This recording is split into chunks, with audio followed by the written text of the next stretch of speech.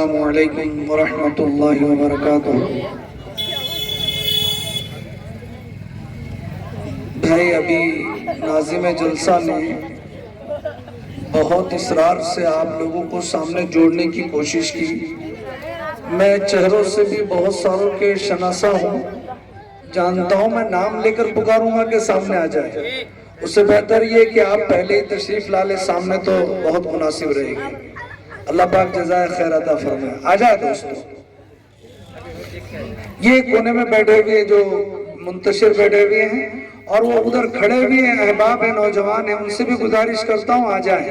حضرت مفتی صاحب تشریف لانے والے ہیں، بالکل قریب ہے، جلسگاہ کے قریب ہے، اس وقت تک مجھے کچھ کہنے کا حکم ہے، اس لیے میں کہہ رہا ہوں آ جائیں دوستو۔ ارے بھائی میں نام لوں، آپ کا نام لوں، بلا لوں میں آپ کے نام سے، ذرا سامنے تشریف لائیں، یہ جگہ خالی دکھ رہی ہے، آ جائے دوستو، سامنے آ جاؤ، سامنے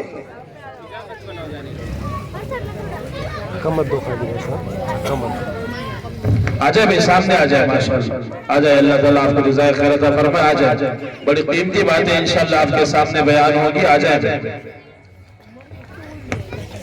اور جو زمین پر بیٹھے ہوئے ہیں، وہ جو سعادت حاصل کرنے والے ہیں، اگر کسی کو کرسی پر بیٹھ کر راحت ملتی ہے، کوئی عذر ہے تو وہ کرسی پر بیٹھے، جن کو اللہ پاک نے صحت دی ہے وہ یہاں سامنے بیٹھے تو مناسب ہے۔ میں اس پر اصرار نہیں کرتا، کرسی پر بیٹھنا ہے بیٹھ سکتے ہیں، لیکن نیچے بیٹھنا بہتر ہے۔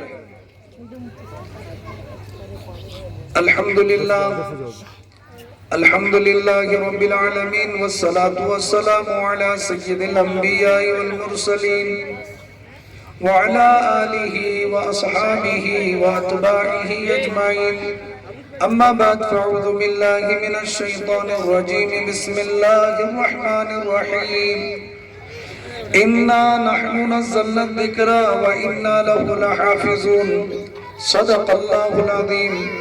سبحان ربک رب العزت عما یصفون وسلام علی المرسلین والحمد للہ رب العالمین۔ میرا ایک کمزور پہلو یہ ہے کہ اگر کوئی بچہ بھی آپس میں بات کرے، ادھر ادھر دیکھے، بیٹا توجہ ادھر، اگر آپ کو ادھر ادھر دیکھنا ہے، باتیں کرنا ہے تو آپ چلے جائیں۔ ایک بچہ بھی اگر ادھر ادھر کی بات کرے، ادھر ادھر دھیان دے تو میں بول نہیں سکوں گا۔ اسٹیج پر جلوہ افروز علماء کرام، حفاظ اعظام، معزز سامعین، پیارے بچوں اور میری پردہ نشین ماں اور بہنوں، آج ہم مدرسہ نور الہدیٰ کے سالانہ اجلاس میں بیٹھے ہوئے ہیں۔ میری نیت، آپ کی نیت آج ان بچوں کے پروگرام کو دیکھنے اور سننے کی رہی، اور اسی کے ساتھ ساتھ مہمان خصوصی، مقرر خصوصی حضرت مفتی انعام اللہ صاحب اشاعتی کا خطاب اور ان کی نصیحت آموز باتیں سننے اور عمل کرنے کی نیت سے ہم یہاں پر جمع ہوئے ہیں۔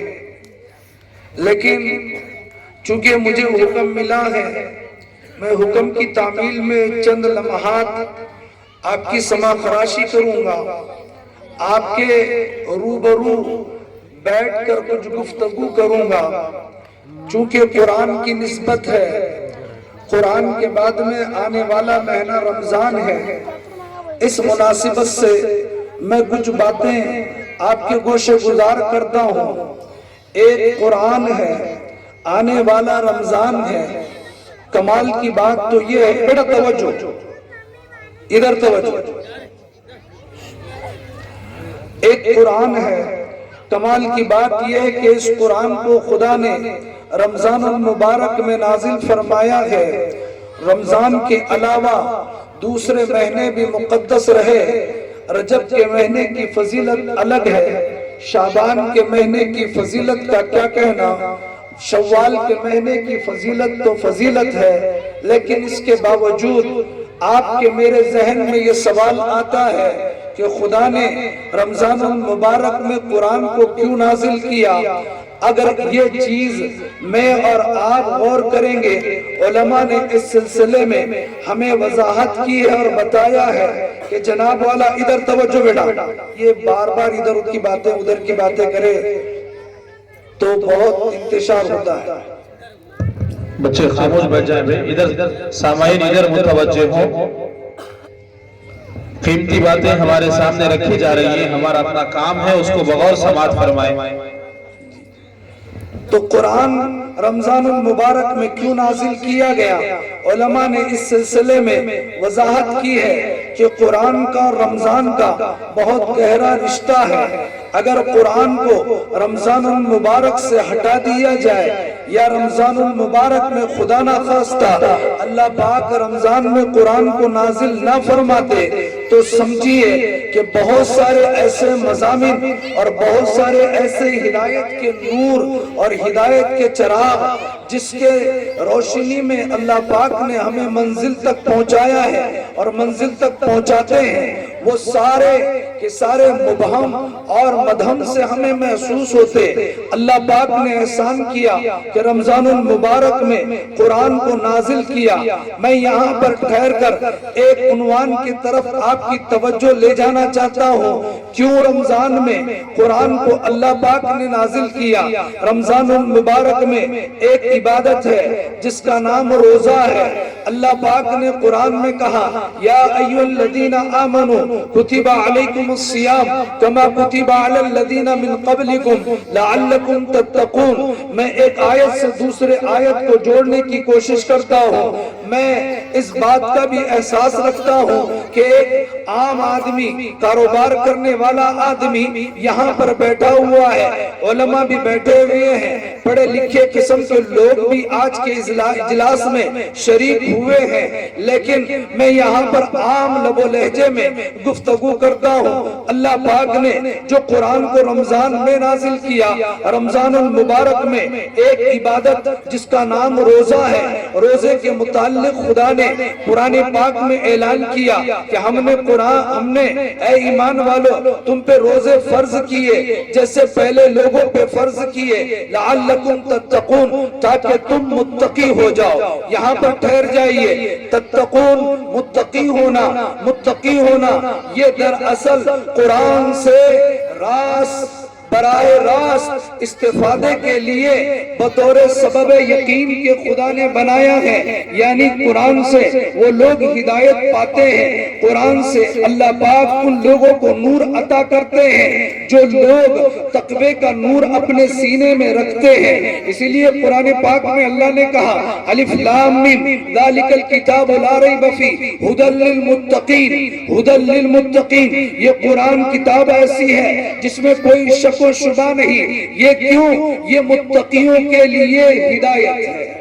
اور تقوی کہاں ملتا ہے؟ رمضان المبارک کے روزوں کے ذریعے سے تقوی ملتا ہے۔ تو بہرحال میں یہ عرض کر رہا تھا کہ رمضان کے روزوں کے ذریعے سے اللہ پاک نے جو مجھے اور آپ کو تقوی دیا، اس تقوی کے نور سے اللہ پاک ہم لوگوں کو قرآن کا نور عطا فرماتے ہیں، قرآن کی ہدایت عطا فرماتے ہیں۔ ادھر توجہ، قرآن سے اللہ پاک نور ہدایت عطا فرماتے ہیں۔ بہرحال یہ قرآن کی مجلس ہے، ہم قرآن والوں کے ساتھ میں بیٹھے ہوئے ہیں، مدرسہ کی نسبت پر قائم کیا گیا ہے، یہاں پر قرآن کی تعلیم ہوتی ہے۔ قرآن یہ کیا ہے؟ قرآن اللہ پاک نے رسول اللہ صلی اللہ علیہ وسلم پر معجزے کی شکل میں نازل فرمایا ہے۔ یہ قرآن پاک میں مانتا ہوں آپ مانتے ہیں، پیارے آقا علیہ السلام کی زندگی اور حضور پاک علیہ السلام کی ذات بابرکت،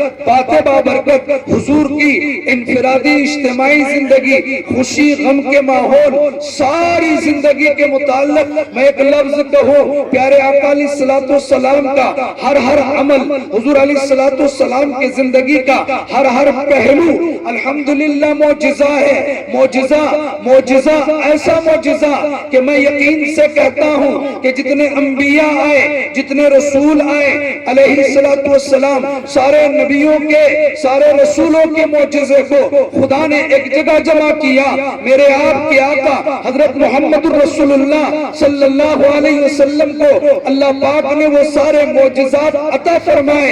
یوسف علیہ السلام کا معجزہ، موسیٰ اور عیسیٰ علیہ السلام کا معجزہ، داؤد و سلیمان علیہ السلام کا معجزہ، ایک ایک معجزے کا میں تذکرہ کروں تو آپ حیرت میں رہیں گے اور وقت کی تنگدامنی کی شکایت کریں گے۔ میں بات عرض کر رہا ہوں، جتنے انبیاء آئے نبیوں کی نبوت کو ثابت کرنے کے لیے خدا نے نبیوں کو معجزہ دیا، رسول جتنے آئے سارے رسولوں کی رسالت کو ثابت کرنے کے لیے خدا تعالیٰ نے معجزات دیے ہیں، سارے رسولوں کو اللہ پاک نے معجزات دیے ہیں۔ لیکن جہاں پر میرے آپ کے آقا حضرت محمد رسول اللہ صلی اللہ علیہ وسلم کی بات آتی ہے تو یہ یقین کے ساتھ میں کہتا ہوں کہ سارے نبیوں کے معجزات، سارے رسولوں کے معجزات ایک جگہ جمع کیا جائے، اس سے کہیں زیادہ طاقتور، مؤثر، بہترین،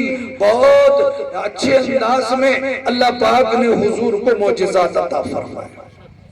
پیارے آقا علیہ السلام بذات خود معجزہ، بذات خود معجزہ، کتابوں میں یہ بات منقول ہے، پیارے آقا علیہ السلام کا قد مبارک حیت حضور کی عجیب ہے، اللہ اکبر۔ پیارے آقا علیہ السلام اگر کسی پست قد، کسی گڈے کے بازو میں کھڑے رہتے حضور علیہ السلام اس سے اونچے نظر آتے، اور کسی لمبے آدمی کے بازو میں کھڑے رہتے حضور اس سے بھی لمبے نظر آتے۔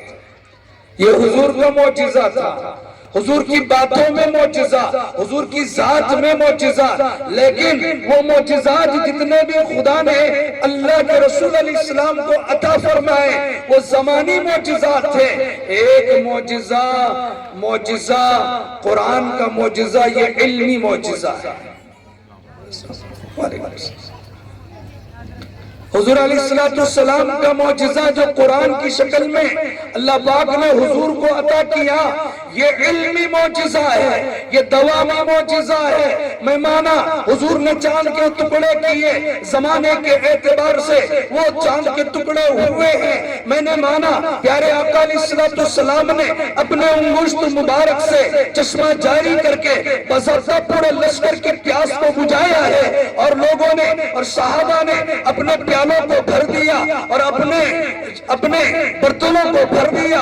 یہ معجزہ ہے۔ پیارے آقا علیہ السلام کے لیے درختوں نے جھک کر سلام کیا، یہ معجزہ ہے۔ میرے بھائیوں، حضور کے بے شمار معجزات، لیکن سارے معجزوں میں سب سے بڑا معجزہ اللہ کے نبی علیہ السلام کو خدا نے جو عطا فرمایا تھا وہ قرآن کا معجزہ، وہ قرآن کا معجزہ۔ اچھا یہاں ٹھہر جائیے، میری طرف توجہ کیجئے، میں تو ایک بات کو سمجھانے کی کوشش کرتا ہوں۔ معجزہ کسے کہتے ہیں؟ معجزہ کسے کہتے ہیں؟ معجزہ کسے کہتے ہیں؟ معجزہ عاجزی سے، عاجز سے بنا، یعنی دنیا جس کو پیش کرنے سے عاجز ہو جائے۔ ایک کتاب ہے شرح عقائد، علماء کو باضابطہ عقائد کے علم کے متعلق کتاب عالمیت میں پڑھائی جاتی ہے۔ اس شرح عقائد کے اندر معجزے کی تعریف بیان کی ہے۔ معجزہ اس کو کہتے ہیں جو خرق عادت نبی کے ہاتھ پر اللہ کے حکم سے ظاہر ہونے والی چیز معجزہ کہلاتی ہے۔ اگر کسی نبی کے علاوہ کسی دوسرے کے ہاتھ پر کوئی ایسی چیز جس کو خرق عادت کہتے ہیں، خلاف عادت کہتے ہیں، میں کہتا ہوں چاند کے ٹکڑے کی طرف، چاند کی طرف آپ نے اشارہ کیا، چاند کے ٹکڑے ہوتے نہیں ہوتے؟ نبی پاک علیہ السلام نے چاند کی طرف اشارہ کیا، چاند کے ٹکڑے ہو گئے۔ میری آپ کی انگلی سے چشمہ جاری نہیں ہوتا، حضور علیہ السلام کے انگشت مبارک سے چشمہ جاری ہوا، صحابہ نے پانی پیا، صحابہ نے اپنے برتن کو بھرا۔ یہ معجزہ ہے میرے بھائیوں، عام انسان ایسا نہیں کر سکتا۔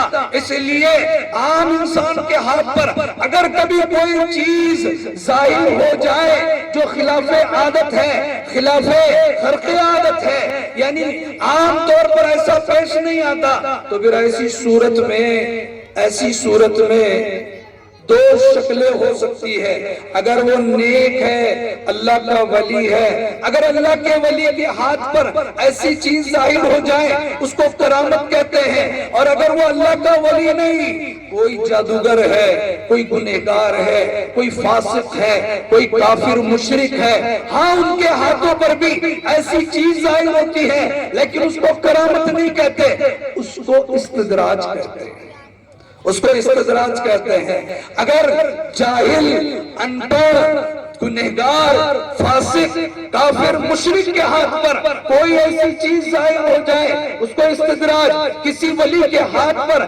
ایسی چیز ظاہر ہو جائے اس کو کرامت کہتے ہیں، اور کسی نبی اور رسول کے ہاتھ پر کوئی چیز ظاہر ہو جاتی ہے اس کو معجزہ کہتے ہیں۔ معجزہ خاص طور سے نبیوں کے ساتھ، رسولوں کے ساتھ اللہ پاک نے مخصوص کیا ہے۔ قرآن پاک یہ علمی معجزہ، یہ دائمی معجزہ، قیامت تک کے رہنے والا معجزہ اللہ پاک نے اس قرآن کو نازل کیا، اور قرآن کی حفاظت کے متعلق اعلان فرما دیا، اِنَّا نَحْنُ نَزَّلْنَا الذِّكْرَ وَإِنَّا لَهُ لَحَافِظُونَ، ہم نے قرآن کو نازل کیا اور ہم ہی اس کی حفاظت کرنے والے ہیں۔ آجا دوستو، مہمان مقرر تشریف لا چکے ہیں، بیٹھ جائیں، کھڑے رہ کر بات نہ سنیں، میں بہت مختصر وقت میں بات کو سمیٹ لیتا ہوں۔ آپ بیٹھ جائیں گے تو انشاءاللہ پروگرام کو خوبصورت بنانے میں آپ لوگوں کا تعاون بھی شامل رہے گا۔ آپ نہیں بیٹھیں گے، آپ منتشر رہیں گے، آپ کھڑے رہیں گے تو میں سمجھتا ہوں کہ اس خوبصورت پروگرام میں نقص پیدا کرنے کا آپ کام کر رہے ہیں۔ آجا نزدیک نزدیک آ جائے۔ تو میں یہ عرض کر رہا تھا کہ اللہ پاک نے قرآن کو معجزہ بنایا، یہ قرآن ہمیشہ کے لیے ہے، اس لیے کہ اللہ پاک نے اس کی حفاظت کی ذمہ داری لے رکھی۔ حضور علیہ السلام کے زمانے میں قرآن پاک جبرائیل علیہ السلام حضور کے پاس لاتے، حضور علیہ السلام اس کو صحابہ کے سامنے سناتے، صحابہ اس کو یاد کر لیتے، کوئی صحابہ جس کو کاتبین وحی کہتے، وہ صحابہ باضابطہ کسی پتھر پر، لکڑی پر، کسی چیز پر قرآن کو لکھ لیتے۔ اب اس وقت میں زیر زبر بھی نہیں، قرآن کے اوپر نقطے بھی نہیں، اپنے انداز میں اس زمانے کی جو عربی تھی، عربی میں قرآن کو لکھا جاتا۔ اس کے بعد میں حضور علیہ السلام دنیا سے پردہ فرما گئے۔ میں بہت شارٹ مختصر انداز میں قرآن کی حفاظت کی وہ شکل بیان کر رہا ہوں، اور مدرسہ نور الہدا جس کے سالانہ پروگرام میں ہم لوگ جمع ہوئے ہیں اس سلسلہ کی کچھ وضاحت کرنے جا رہا ہوں۔ حضور کے زمانے میں صحابہ نے قرآن کو لکھا، حضور دنیا سے پردہ فرما گئے، ابو بکر صدیق رضی اللہ تعالیٰ عنہ کا زمانہ آیا۔ اس زمانے میں حضرت عمر نے ابو بکر صدیق رضی اللہ تعالیٰ عنہ سے کہا آپ قرآن کو جمع کیجئے، مختلف صحابہ کے پاس قرآن لکھا ہوا ہے۔ حضور علیہ السلام کے خلیفہ ابو بکر صدیق رضی اللہ تعالیٰ عنہ نے اس کام کے متعلق پس و پیش آگے پیچھے کیا، یعنی اس سلسلے میں کہ پیارے آقا علیہ السلام نے وہ کام نہیں کیا، میں کیوں کام کروں، لیکن مختصر زمانہ ہونے کے باوجود حضرت ابو بکر صدیق نے حضرت عمر کی رائے پر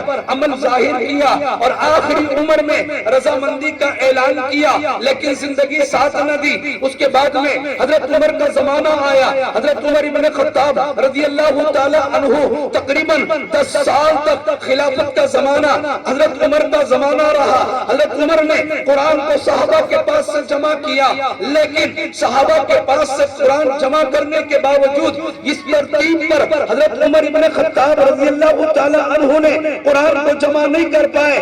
حضرت عمر کے انتقال کے بعد یہ نسخہ حضرت ام المومنین حضرت حفصہ رضی اللہ تعالی عنہ کے پاس رہا۔ اس کے بعد آپ کو یہاں پر ایک بات بتاؤں، حضرت ابو بکر کے بعد میں حضرت عمر فوراً خلیفہ بنے، لیکن حضرت عمر کے بعد میں حضرت عثمان ابن عفان رضی اللہ تعالی عنہ فوراً خلیفہ نہیں بنے۔ حضرت عمر نے یہ نسخہ حضرت حفصہ کے پاس دیا، پھر حضرت عثمان ابن عفان جب خلیفہ بنے رضی اللہ تعالی عنہ یہ نسخہ حضرت حفصہ کے پاس سے حضرت عثمان لے آئے اور ترتیب دیا، پہلے سورہ فاتحہ، سورہ بقرہ، سورہ آل عمران۔ اس لیے ہمارے سامنے جس ترتیب پر قرآن موجود ہے نا، علماء بیان کرتے ہیں اس اس قرآن کی ترتیب کو مصحف عثمانی کہتے ہیں، مصحف عثمانی کہتے ہیں۔ میں اپنے عقیدے کی بات بتاؤں، ایمان کی بات بتاؤں، خدا پاک کی قسم، اللہ پاک نے جس نہج پر، جس ترتیب پر اللہ نے اپنے علم میں، اپنے مشیت میں، رسول اللہ صلی اللہ علیہ وسلم کے علم میں جو قرآن کی ترتیب تھی، حضرت عثمان بن عفان رضی اللہ تعالی عنہ کے ذریعے سے وہی ترتیب پر قرآن کو جمع کیا۔ اسی لیے الف لام میم ذالک الکتاب لا ریب فیہ یہ اعلان کیا گیا۔ بہرحال میں مختصر عرض کرتا ہوں، حضرت عثمان نے جمع کیا، پھر حضرت عثمان رضی اللہ تعالی عنہ کے بعد کس کا زمانہ آیا؟ حضرت علی کرم اللہ وجہ کا زمانہ آیا۔ حضرت علی کرم اللہ، حضرت عثمان کے زمانے میں اسلام عرب سے ہٹ کر عجم میں، بلکہ حضرت عمر کے زمانے میں ہی عجم کے علاقے میں، دنیا کے مختلف حصوں میں اسلام پھیل چکا تھا۔ حضرت عثمان کے زمانے میں اور پھیلا۔ حضرت علی رضی اللہ تعالی عنہ کے زمانے میں اب چونکہ اس کے اوپر نقطے نہیں تھے، باقی نیچے ایک نقطہ ہوتا ہے نا، تاکہ اوپر کتنے نقطے ہوتے ہیں؟ ارے بولو نا بیٹا، 2 نقطے ہوتے ہیں۔ تاکہ اوپر کتنے نقطے ہوتے ہیں؟ جیم کے اوپر کتنے نقطے ہوتے ہیں؟ جیم کے پیٹ میں ایک نقطہ ہوتا ہے۔ لیکن حضرت عثمان تک رضی اللہ تعالیٰ عنہ کے زمانے تک، اس وقت تک قرآن کے اوپر کوئی نقطہ نہیں، لیکن حضرت علی رضی اللہ تعالیٰ عنہ نے ابو الاسود رحمت اللہ علیہ کی نگرانی میں ایک کمیٹی بنائی اور اس میں قرآن پاک پر پھر نقطے لگائے۔ جیم کے پیٹ میں ایک نقطہ ہوتا ہے، خا کے اوپر ایک نقطہ ہوتا ہے، باقی نیچے ایک نقطہ ہوتا ہے۔ یہ ترتیب نقطوں کی بنی، لیکن ابھی زیر زبر نہیں۔ حضرت علی کے بعد حضرت حسن، اس کے بعد میں حضرت حسین خلیفہ بنے۔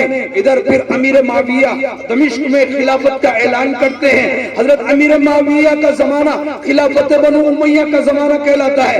خلافت بنو امیہ میں ایک بادشاہ گزرا جس کا نام حجاج بن یوسف ہے۔ حجاج بن یوسف نے زبر زیر پیش محمد بن سیرین رحمت اللہ علیہ کی نگرانی میں کمیٹی بنا کر قرآن پاک کے اوپر زبر زیر پیش لگا۔ حفاظت کا نظام خدا نے چلایا۔ اب اس کے مطلب کی ضرورت پڑی، مفسرین پیدا ہوئے، اس کی تشریح کی ضرورت پڑی، محدثین پیدا ہوئے، اس کے مسئلوں کی ضرورت پڑی، فقہاء پیدا ہوئے، ابو حنیفہ، امام شافعی، مالک اور حضرت امام احمد بن حنبل رحمت اللہ علیہ یہ پیدا ہوئے، فقہاء کی جماعت پیدا ہوئی۔ زمانہ بدلتا گیا۔ قرآن کی حفاظت کے لیے جس زمانے میں خدا تعالیٰ کو جیسے افراد کی ضرورت پڑتی رہی، خدا تعالیٰ نے وہ زمانے میں ویسے افراد کو پیدا کیا۔ میرے بھائیوں، ایشیا کے اندر، پوری دنیا کے اندر، ایشیا سے پوری دنیا کے اندر اللہ پاک کو اس زمانے کے اندر قرآن کی حفاظت کے لیے کچھ اشخاص کی ضرورت پڑی۔ اللہ پاک نے حافظوں کو، عالموں کو، مالداروں کو، مدرسے والوں کو، خانقاہ والوں کو، ذکر و سلوک والوں کو، اور اسی طریقے سے دعوت و تبلیغ والوں کو، اور بہت سارے اللہ والوں کو کھڑا کیا۔ یہ لوگ آج کے زمانے میں قرآن کی حفاظت کے کام کر رہے ہیں۔ یہی ایک اتنے حفاظت کرنے والوں میں ایک حفاظت کرنے والا مدرسہ نور الہدا ہے۔ ابھی معلوم ہوا 6 بچے حفظ کر رہے ہیں، کسی کے 17 پارے، کسی کے 8 پارے، کسی کے 10 پارے، اور کتنے 15 بچوں کا ناظرہ مکمل ہو گیا۔ کچھ بچے دینیات پڑھ رہے ہیں۔ آپ کا مان اللہ پاک نے حفاظت قرآن کے لیے لگایا۔ ان علماء کی زندگیاں حفاظت قرآن کے لیے لگائی۔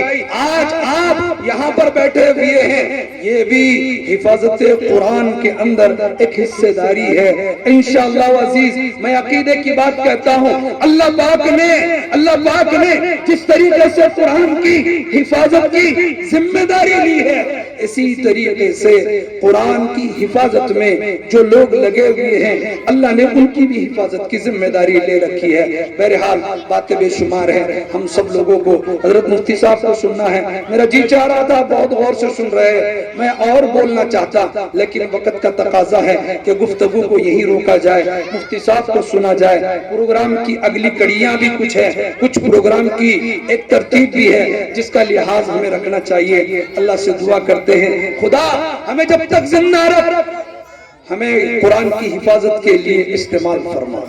آمین وآخر الدعوانا ان الحمدللہ۔ آمین۔